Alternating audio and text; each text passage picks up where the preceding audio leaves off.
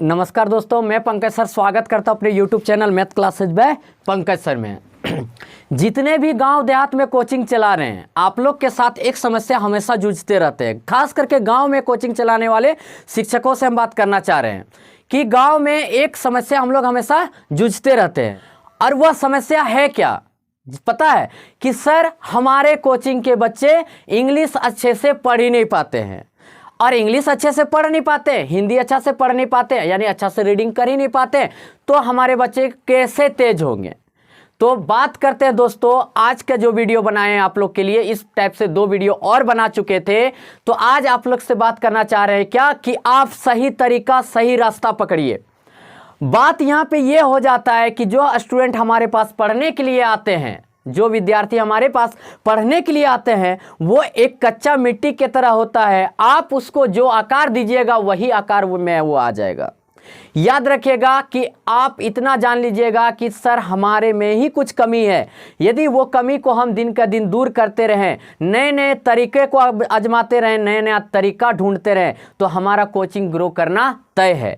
तो आज आपको हम कुछ छोटा सा एक वीडियो लेकर आए हुए हैं, कुछ वर्ड बताने वाले हैं, कहाँ पे कौन सा साइलेंट रहता है जो काफ़ी मांगता। तो आज वो वीडियो हम आप लोग के लिए लेके आए हुए हैं, एकदम 110% अच्छा से समझा दे रहे पहले, और उसके बाद जाके आप अपने बच्चे को जरूर पढ़ा दीजिए। उसके बाद देखिए कोचिंग में कमाल हो जाएगा। और इस प्रकार से और वीडियो चाहिए तो आप चैनल को सब्सक्राइब फर्स्ट अप कीजिए, उसके बाद एक लाइक बनता है मेरे मेहनत के लिए, लाइक जरूर कर दीजिए, और एक प्यारा बड़ा कमेंट कीजिए कि और अब आपको आगे इस टाइप का वीडियो चाहिए क्या। ठीक है, तो चलिए हम लोग आज शुरू करते हैं। और शुरू करने से पहले फिर से एक बार बोल रहे हैं कि आप हमारे चैनल से नहीं जुड़े तो चैनल से जुड़ जाइए, और अपने कोचिंग को जल्दी से एकदम ग्रो करवाना है तो आप रात को 8 बजे जो ग्रुप डिस्कशन चल रहा है उसमें भी जरूर शामिल होइएगा। तो चलिए सर हम लोग टॉपिक पर आते हैं।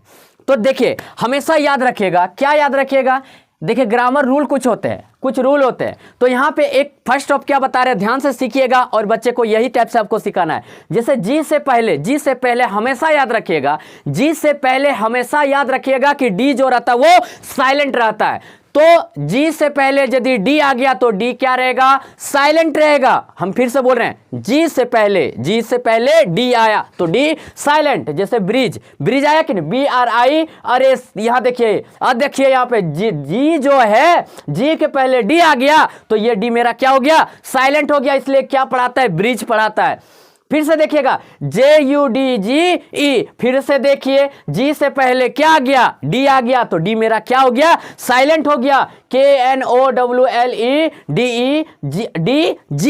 यानी क्या हो गया, नॉलेज। देखिए जी से पहले डी आ गया, यानी क्या, आप बच्चों को डायरेक्टली बोल दीजिएगा, क्या बोल दीजिएगा कि मेरे प्यारे बच्चों, यदि जी से पहले डी आ गया तो डी हमेशा साइलेंट रहता है, डी हमेशा साइलेंट रहता है। आप यदि बच्चे को सही से नहीं पढ़ाएं, नहीं बताएं, तो यहां पे पूछ रहे हैं क्या, COMB, कॉम लिखा है, लेकिन बच्चे वो क्या पढ़ देंगे जानते, कॉम पढ़ देंगे। बच्चे क्या पढ़ देंगे, कॉम पढ़ देंगे, क्योंकि उनको पता ही नहीं था, इसके बारे में पता ही नहीं था। एक छोटा सा इधर नहीं आया, अभी आ रहे हैं यहाँ पे। हम पहला पॉइंट बताएं, अभी आप लोग को पहला पॉइंट बताएं कि जी से पहले यदि डी आ गया तो डी हमेशा क्या रहता है, साइलेंट रहता है।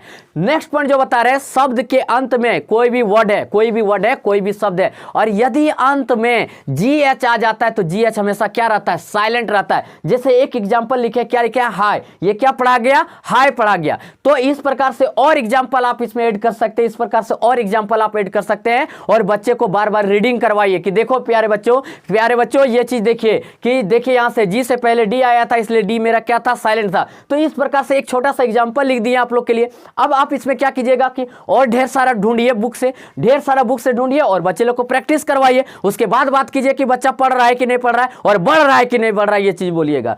अब आते दूसरा में कि बोला कि एन से पहले जी हमेशा साइलेंट रहता है। एन से पहले क्या रहता है, जी हमेशा साइलेंट रहता है। एन से पहले यदि जी आ गया तो जी क्या बोल रहता है, सर साइलेंट रहता है। जैसे देखिएगा, DESIGN, यानी क्या हो गया, डिजाइन। तो सर एन से पहले क्या आ गया, जी आ गया। एन से पहले क्या आ गया, जी आ गया, इसलिए जी मेरा क्या है दोस्तों, साइलेंट है, इसलिए क्या पढ़ा गया, डिजाइन। सही बात बोले कि नहीं? आप बच्चे को यदि बार बार बोलवा के सिखा दीजिए, आपको रटवाना नहीं, उसको समझाना है कि प्यारे बच्चों एन से पहले यदि जी आ जाता है, एन से पहले यदि जी रहता है तो वो साइलेंट रहता है, एन से पहले जी साइलेंट रहता है, एन से पहले जी साइलेंट रहता है, एन से पहले जी साइलेंट रहता है। इस सही बात बोल रहे हैं, एन से पहले जी साइलेंट रहता है, एन से पहले जी साइलेंट रहता है, एन से पहले जी साइलेंट रहता है, एन से पहले जी साइलेंट रहता है। अब बच्चे को जब ये पढ़ने दीजिएगा ना तो एकदम गर्दा उड़ा के पढ़ेगा, गर्दा उड़ा कहीं नहीं फंसेगा। लेकिन बात यहाँ पे एक समस्या आता है क्या कि यदि आप बच्चे को इस रिलेटेड कम से कम 10 से 15-20 गो वर्ड मीनिंग पढ़ने का आदत डलाते हैं तो आपको पढ़ाना है किस प्रकार, वो भी चीज बता दे रहे हैं। कैसे पढ़ाना है वो आगे आपको वीडियो में बता देना है कि कैसे प्रैक्टिस करवाना है। पहले ये चीज देख लीजिए, उसके बाद कैसे आगे पढ़ाना है वो चीज आप वीडियो के अंत तक जाइएगा तो आपको 110% पता चल जाएगा। ठीक है, अब आते क्या, एम के बाद बी हमेशा क्या रहता है? साइलेंट रहता है। एम के बाद बी हमेशा साइलेंट रहता है, एम के बाद बी हमेशा साइलेंट रहता है। जैसे देखिएगा कॉम, कॉम कैसे पढ़ाया? COMB, तो यहां हम बोल रहे हैं क्या कि एम के बाद बी हमेशा साइलेंट रहता है। देखिए एम के बाद बी हमेशा साइलेंट रहता है, एम के बाद भी हमेशा साइलेंट रहता है। जैसे THUMB, तो आप बच्चे को यदि सही से बताए नहीं है, आप थ्योरेटिकल बताए नहीं है तो यहां से दादा वो बोल देगा क्या, थंब पढ़ देगा। क्या पढ़ देगा? थंब। लेकिन ये है क्या? थम है। क्या है? थम है। सही से उच्चारण करने उसको आ गया। जैसे देखिए DUMB, डम, लेकिन वो पढ़ेगा डम्ब। एम का इस्तेमाल कर ही लेगा, मो का इस्तेमाल कर ही लेगा, वो उच्चारण करेगा 110%। लेकिन जब आप बता दिए तो नहीं करेगा। लेकिन आप वीडियो के अंत तक जाइए, कैसे आपको प्रैक्टिस करवाना है बच्चे लोग को वो चीज भी बता देंगे। ओ से पहले एच हमेशा साइलेंट रहता है, ये तो सभी लोग जानते हैं। ओ से पहले एच हमेशा साइलेंट रहता है। जैसे ऑनर, यहाँ पे क्या हो गया? आवर हो गया। ठीक है, ऑनेस्ट हो गया। देखिए ओ से पहले क्या है? एच है। ओ से पहले क्या है? एच है। ओ से पहले क्या है? एच है। अब बात आया क्या कि एक बार बच्चे लोग को इस प्रकार से अच्छा से बता दिए, फिर से एक बार हम बता देना चाहते हैं। जी से पहले यदि डी आ गया तो डी हमेशा साइलेंट रहता है।